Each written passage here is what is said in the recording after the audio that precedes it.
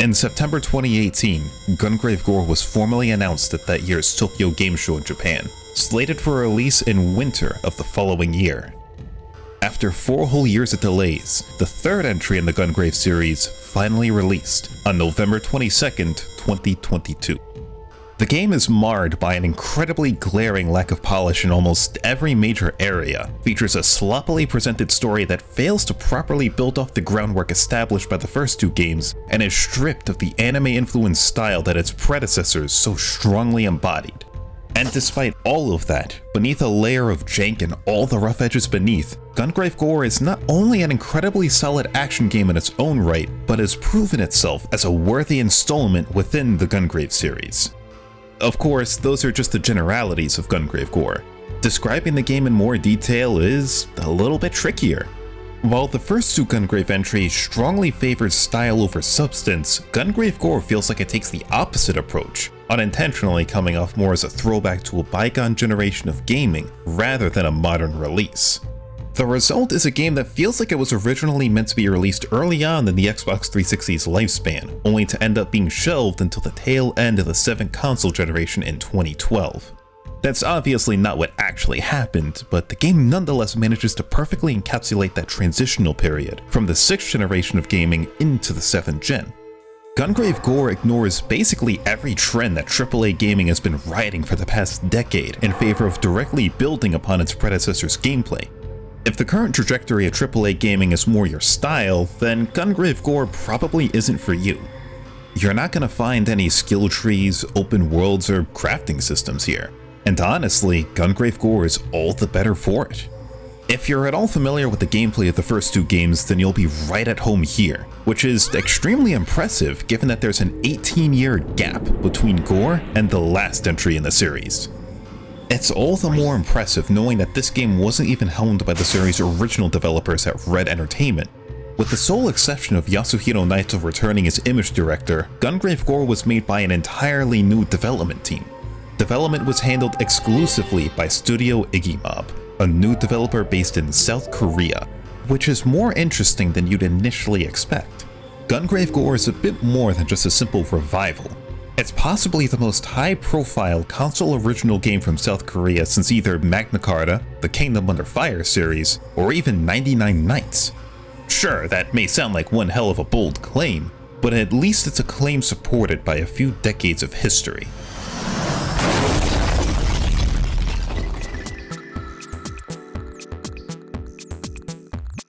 South Korea really isn't a country synonymous with console video game development, more typically associated with PC or mobile games, largely thanks to the country having among the best internet infrastructure on the planet. It's a large part of why PC gaming specifically is so ingrained into South Korean culture, to the point that they have dedicated venues just for gaming on PC, known as PC Bong, with an estimated 25,000 active PC Bongs in the country by 2011. Given just how PC-centric South Korea's gaming culture is, it shouldn't be surprising that many of South Korea's most notable games within the past 2 decades are exclusive to PC, such as Lobotomy Corporation or Alone. PC Bongs also loan themselves well to a more sociable environment, leading to multiplayer games such as StarCraft and League of Legends being among the most popular in the country. This has in turn led to an abundance of South Korean MMORPGs, such as MapleStory, Mabinogi, and Dungeon Fighter Online, just to name a few. And that's not even touching on the explosive growth in South Korea's mobile gaming market, as well as the country's incredibly exuberant and lucrative esports scene. And that's not to say there isn't console presence whatsoever in South Korea, because there is, but it doesn't have nearly the same pull when compared to other corners of the world. In terms of development resources, consoles are an extremely low priority in South Korea compared to other markets, and it's not from a lack of trying either. There was once a time in which clone systems like the Super Aladdin Boy or Comboy thrived in South Korea, but a number of different factors throughout the 1990s played a part in permanently stunting console growth in the country. It's trickier to get more into detail on the state of the South Korean console market without also digging into 40+ years of South Korean history. It's no doubt an interesting topic, but one that has to be oversimplified for the sake of this video. The reason I even bring up the South Korean console market is to emphasize that Iggymob is a studio in a fairly interesting position. In a country even they themselves describe as the powerhouse of mobile and PC online games, they hold the unique distinction of being a console game developer. And of the 4 games they've released thus far, not a single one follows those trends typical of South Korean releases. Not to imply that was always the plan. Gungrave's revival first started with Iggymob, who was committed to bringing the series back under a license agreement with Red Entertainment, though more recent information suggests that Iggymob has actually acquired the Gungrave IP outright. It's honestly still a bit unclear right now, but I digress. According to Iggymob's vice president, Kim Min-soo, the company chose to revive Gungrave because they felt the need to widen their brand reach through other IPs. More specifically, searching for IPs that will be surprising to see a revival of, effectively using Gungrave as a springboard to establish themselves that they would eventually work on their own original series. As for why they chose Gungrave specifically, that decision seems to come down to several key people within Iggymob being self-admitted fans of the series who just wanted to see another Gungrave game. The fruits of Iggymob's endeavors wouldn't be unveiled until the 2016 iteration of PlayX4, an annual gaming expo held in South Korea. It was here that Iggymob's most recent project, codenamed Project Polaris, was shown off for the first time, in the form of a mobile game simply titled Gungrave. While the gameplay looks surprisingly faithful to the original Gungrave, this version of the game was extremely short-lived. Chasing after the lucrative mobile market might have seemed like an incredibly sound business decision, but Iggymob themselves had reservations about whether yet another mobile game in an already saturated market was something Gungrave fans would even enjoy. Those concerns weren't even unfounded, given that those who saw the demo at the event suggested that they just make the game for consoles instead.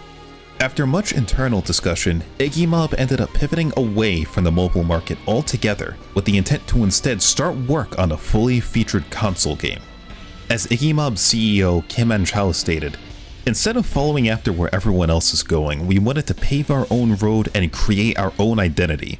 We jumped into the console market with the resolution to do meaningful work for the Korean game industry." Or at least that was the plan before a South Korean publisher known as Blueside entered the scene. Blueside suggested to Iggymob that they develop a Gungrave game for an entirely different, then burgeoning market: virtual reality headsets.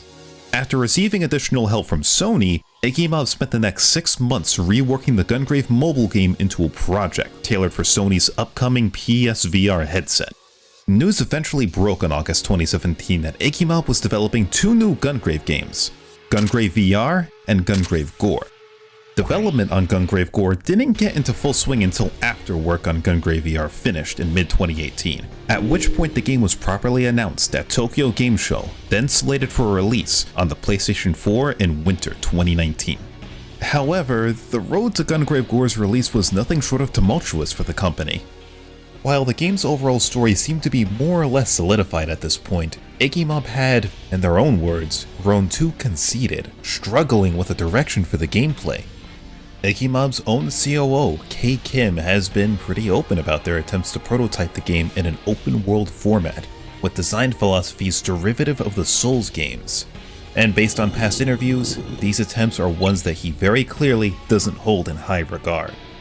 Iggymob eventually ended up scrapping the prototype entirely, restructuring the game to play more similarly to its predecessors, instead taking cues from action games like Metal Gear Rising, Devil May Cry, and Bayonetta. It's fairly impressive that Iggymob managed to retool and refocus the gameplay as well as they did, especially given the other struggle that they faced developing Gungrave GORE. A period of time that K. Kim describes as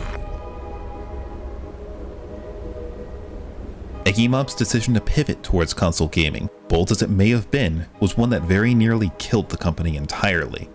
Remember, console game development in South Korea is stagnant to the point of being practically non-existent, and Iggymob was throwing their whole weight into a fully featured console game. According to Iggymob, there wasn't an established blueprint in the country to learn anything about console development from. Kim Min-soo explained in one interview that, in late 2018, outside of a few talents, a majority of the workers quit, and Iggymob was at risk of closure. Only 6 people were left on the active development team, and it was purely thanks to their dedication that the company was able to persist past this point. Despite mounting external pressure to return to the mobile market, Iggymob pushed forward with Gungrave GORE's development, eventually recruiting more outside talent to the project, such as Isamu Kamigyokuro, Benoit Ferrier, Ikumi Nakamura, as well as Aoki Yoshino and Tetsuya Shibata. Now, there's obviously much more to the game's development cycle past this point, but I think that's enough to paint the scene of GORE's development. Between a struggle to get investors on board, unfamiliarity with console development, and a certain world-shifting global pandemic in 2020, it was all around a pretty rough time. And it's not like the rocky development should come as much of a surprise, given just how many times the game's release date was pushed back.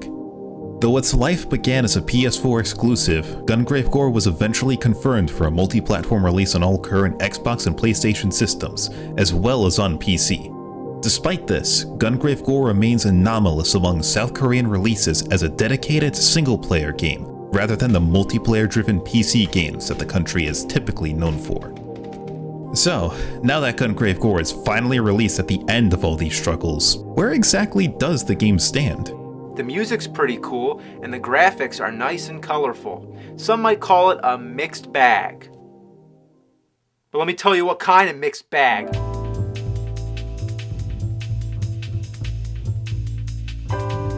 Before really getting into Gungrave GORE's gameplay, I think it's worth taking a quick detour to address something integral to Gungrave's identity: the series' unique sense of style. Style itself can be the result of several different factors around the game, from the visual presentation and cutscene direction up to the storytelling techniques used. Though it's generally not the single most important aspect of a game, a strong sense of style can help elevate games into a truly unique, one-of-a-kind experience, like with Killer 7, SIGNALIS, and especially the original Gungrave. Unfortunately, that really isn't the case with Gungrave GORE, and not that it should really come as much of a surprise. Between Iggymob's early focus on a semi-realistic art direction and the absence of much of the original staff, it seemed like a given that GORE's overall style was going to stack up very differently compared to the original games. Gungrave GORE's switch to a semi-realistic art style ends up robbing the game of a strong visual identity, resulting in the visuals somehow feeling overproduced and generic at the exact same time. Even without comparing GORE's visuals to the original Gungrave, the presentation overall still feels bland and sauceless. Worse yet, nearly everything about the presentation is marred by an overwhelming lack of polish in pretty much every major area. I mean, sure, the game's CG cutscenes are pretty damn good, but they only make up a small percent of what you'll actually be seeing on average. The actual in-engine cutscenes that play throughout most of the game have worse production values than even a third-rate source filmmaker animation does. The stilted character animations and sloppy direction are punctuated by poorly mixed sound design, leading to nearly every cutscene falling flat. And that's not meant to discredit the art team and storyboarders who clearly had the right vision here. The main issue with these scenes lies in poor direction and execution, not necessarily with the production as a whole. What Grave pulls off in some scenes has every right to feel cool and stylish, but thanks to either a lack of time, budget, or skill, the cutscenes just never stick the landing. But during actual gameplay, I think the presentation actually holds up a little bit better. In fact, I'd argue that Gungrave GORE has some of the best level variety in the series. One stage could take place in the lush jungles of Vietnam, while you're trudging through the snow-ridden ghetto of Singapore later on, and then infiltrating one of the many cold, inorganic research facilities after that. Certain areas like the streets of Hong Kong can even look pretty striking in some spots. It goes to show that a few splashes of color and vibrant lighting can really go a long way, and it's a far cry from the lifeless bore that plagued most of Overdose's stages. But for every one of those moments where the game's art direction can look pretty clean, there are double the times where many of its different visual elements just clash against each other, and it's usually in ways that are honestly pretty hard for me to articulate. It's less to do with the levels themselves and more about the finer details like character models, object physics, or particle effects. It just doesn't feel like everything ever meshes together under a unified vision. At times, it makes the game feel more like a glorified Gungrave fan game than an official product, sorta like those fan remakes of Nintendo games running in Unreal Engine.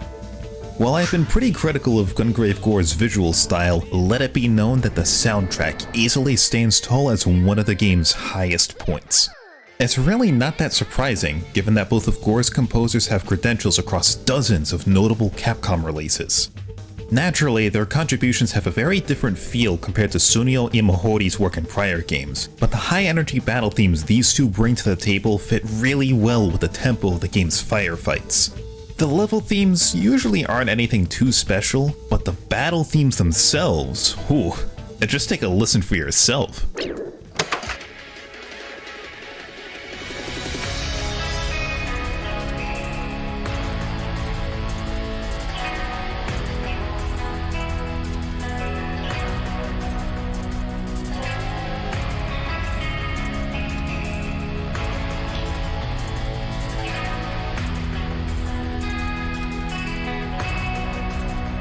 For as great as the music is, it just can't carry Gore's style alone. The visual presentation is fairly bland, the cutscene direction is sloppy, and, perhaps most damning of all, the story fails to flesh out the world or characters in a meaningful way. While the original game lavished in subtler storytelling and Overdose was saved by its character interactions, the events of Gungrave GORE transpire without much reason or weight. It's a fairly unremarkable and uninspired story, squandering a lot of potential to build off the series' supernatural elements or expand on its characters in more interesting ways. If that's the sort of thing you were really hoping GORE would deliver on, then I'm sorry to say, but there's nothing really here for you. However, if you're in this for the gunplay, that's a far different story.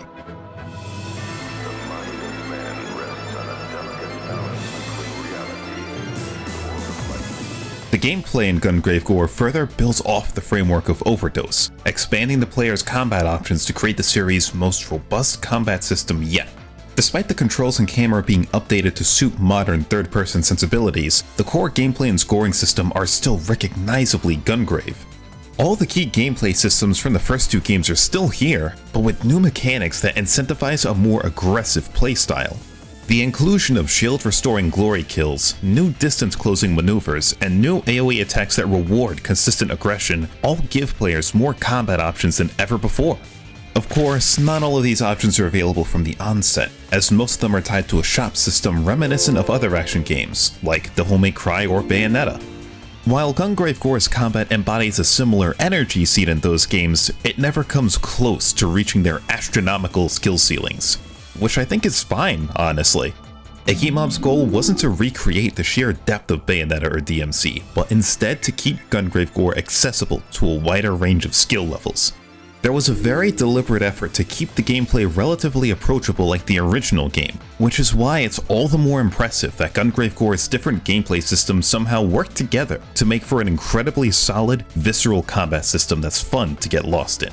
And the game's abundant enemy roster makes it all the more worthwhile to get acquainted with the combat system. More so than its predecessors, GORE features an array of different enemy types, including basic grunts, specialized weapon experts, and a variety of aggressive, seed-infested creatures. And only a few of these enemies can be dealt with purely through reckless shooting alone. Falling back and strategically prioritizing certain enemies becomes a necessity in later engagements. Naturally, GORE's enemy roster doesn't have the same degree of intentionality found in its inspirations, but it's not hard to see the similarities. In the game's best moments, swaths of enemy formations can feel almost like a puzzle to decode, figuring out the best ways to cull the numbers without sacrificing your ongoing combo. It's pretty easy to slip into a flow state where one action just bleeds right into the next. Watching enemies explode and jib right at your feet just never gets old, especially thanks to the game's rock-solid sound design.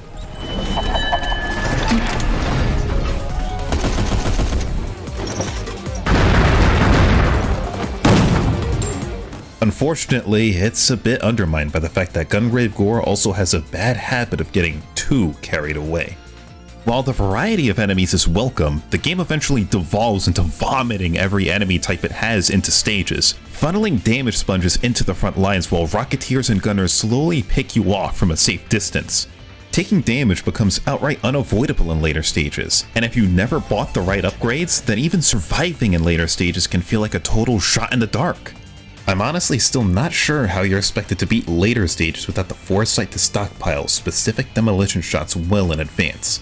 More times than I'd like to admit, I constantly found myself near death as I got deeper into the game, only saved by a few lucky demolition shots in a more defensive playstyle, which feels contrary to how GORE wants you to play. The game's levels and bosses thankfully never reached the low points that plagued Overdose's latter half, mostly helped by your improved gameplay options keeping those low points from feeling truly insurmountable. I just wish I could say it was because of more thoughtful game design, rather than a byproduct of inconsistent balancing issues. And sadly, that's not even the only asterisk on Gungrave GORE's core gameplay. Even with such a solid foundation, the core gameplay is still somewhat hampered by the game's lack of polish. Some fault does lie with the gameplay, be it the infrequent buggy moment or the balancing issues, but a lot of it comes down to the levels themselves. Gungrave GORE clocks in with 31 levels, easily making it the longest game in the series. But that's also to the game's detriment because the levels don't introduce enough variety to keep that longer runtime from wearing out its welcome. There are attempts to break up the pacing of stages, but the execution is pretty erratic. While some stages are short ROMs that'll only take a few minutes to get through, most others are full-on gauntlets that'll long overstay their welcome on your first run. It's a more exaggerated version of the same issue that Overdose had, albeit with less egregious low points. In fact, some of GORE's stages are genuinely pretty good. The casino levels where you fight your way up to the roof of a skyscraper are definitely some of my personal favorites. While the enemy placement can get a bit too excessive in these stages, it's overall a pretty good time playing for score here. Not to imply that all the stages are winners here. There are attempts to introduce level variety through set pieces or one-off challenges, but they rarely ever stick the landing, coming off as cute at best and annoying at worst, with possibly the most notorious example being the train level, which was borderline impossible on release. The game also breaks up the pacing in a few levels by letting you take control of Bungie and Quartz, both of whom have their own unique playstyles, though it's only for those specific levels. Even taking the stages into consideration, probably the biggest disappointment with Gungrave GORE would have to be the boss fights. It doesn't take much to see what Iggymob was trying to cook up with these bosses, but the hit detection and feedback just aren't tight enough to make the fights feel as fun as they should be. I frequently found myself suddenly dying to a boss with almost no warning, and it'd take a few more rounds before I realized what was even going on. I usually figured out the winning strategy not by experimenting with the mechanics in a way that felt congruent with the rest of the game, but because the loading screen outright told me what to do. It's a damn shame too, because these are easily the most mechanically involved standout fights in the series. It's pretty clear cut that they put a lot of effort into making these boss fights feel unique, leading to encounters that require more than just mindless shooting to get through. Unfortunately, they're one of the game's lower points, rather than the highlights they deserve to be. And I think that's really the big takeaway with Gungrave GORE. There's a lot of genuine effort here, but it's all covered with a lack of polish that'll no doubt be hard for most people to overlook. And to Iggymob's credit, they've actually been going out of their way to patch a lot of issues after release. Practically every post-launch update is bustling with changes that have either rebalanced various gameplay systems, added new mechanics, or even fixed parts of the game that were outright broken on release. I'm honestly not even sure it's possible to emphasize just how much these patches have improved the game since release. Nearly all the footage shown in this video was recorded back on version 1.01, which I can personally confirm was a huge improvement compared to the experience on release day, and it's only gotten even better since then. And sure, it's fair to say that the game should have launched in a better state to begin with, but the fact that Iggymob has even bothered to address most of the game's key criticisms is far beyond anything I expected of them. They even patched in the option to unlock Bungie as a playable character in every level, which was easily one of the game's biggest missed opportunities on release. Of course, Gungrave GORE still has problems too ingrained in the game's overall design to be fixed with just a few patches. I can sit here and list out a bunch of honest criticisms, like the bland story, the various balancing issues, or the runtime dragging on just too long. There's definitely still issues here, but despite all of them, I had a pretty good time with Gungrave GORE overall. By no means is it some secret masterclass of game design, but it's still a solid action game overall, and it's still one that remains unique among modern releases. I can agree with others in that there are some very clear-cut shortcomings, but I wouldn't go far enough to call Gungrave GORE an outright disgrace to the series, let alone a terrible game. Seriously, if this is your standard for a 1 out of 10 game, you straight up don't have enough experience with gaming. Ultimately, Gungrave GORE is a solid action game that achieves much of what it sets out to do, but it's definitely not as strong a revival as other recent efforts. And honestly, I never really expected Gungrave GORE to be on that level. Even without looking deeper into the game's development history, it's not hard to see that Gungrave GORE had a pretty rocky development cycle. Iggymob really seemed to set themselves up for an uphill struggle when they pivoted towards developing single-player console games, especially knowing that the market they were in was catered towards the complete opposite. And that's also considering the series they chose to revive is, let's be honest, a pretty damn niche one overall. When you add on to that the inherent balancing act of catering to longtime fans and still adapting to modern times, I didn't think the cards were ever going to be stacked in Iggymob's favor on this one. While the impetus behind the Gungrave revival was to kickstart the company's own original IPs, I find it hard to believe there weren't people on the dev team who were Gungrave fans themselves, partially because of all the interviews in which they all but outright state as much. It just wouldn't make sense to struggle developing a supposed tax write-off or a quick cash-in for something as niche as Gungrave otherwise, let alone repeatedly shifting development just to ensure that the final product was something that those few Gungrave fans would enjoy. Despite Iggymob's ambitions to stand out as a South Korean console developer, they sought to keep Gungrave GORE close to its roots, resulting in a game that never tries to be anything more than the third Gungrave game, for better or for worse. Personally, I still stand by what I said at the end of my original Gungrave video. GORE never needed to be anything more than the third Gungrave game, something the game largely succeeds at, in spite of its obvious shortcomings. Not every game has to be the same brand of AAA blockbuster experience. There's plenty of room for action games of all types out there, be it mainstream or independent. And, amusingly enough, it's actually a sentiment echoed by Iggymob's own COO, K. Kim. You didn't watch that Gungrave retrospective, right? Because this kind of sounds a little note for note. As for what the future holds for Iggymob, they've apparently begun planning for a potential sequel to Gungrave GORE, but the likelihood of that happening hinges on GORE's commercial success, and if you look at the game's critical reception, the odds aren't exactly on Iggymob's side here. Iggymob has also confirmed that they're hard at work on their next big project, an action game centered on South Korea's medieval Joseon era, having set their goal on being the first developer to showcase the medieval Joseon dynasty on home consoles. And while they're certainly not the only South Korean developer putting their games out on consoles nowadays, Iggymob still seems to have their eyes set on standing tall in the gaming industry. Only time is going to tell whether Iggymob succeeds in their mission to make a name for themselves, be it as one of the few South Korean console developers, or in keeping the Gungrave series from going back into the grave. Oh, and if you're still wondering if Gungrave VR is worth getting a VR headset for at the end of all this, just go and get yourself a copy of Galgun 2 instead. I promise you're gonna have a much better time, trust me. Nani? Nani? Oh!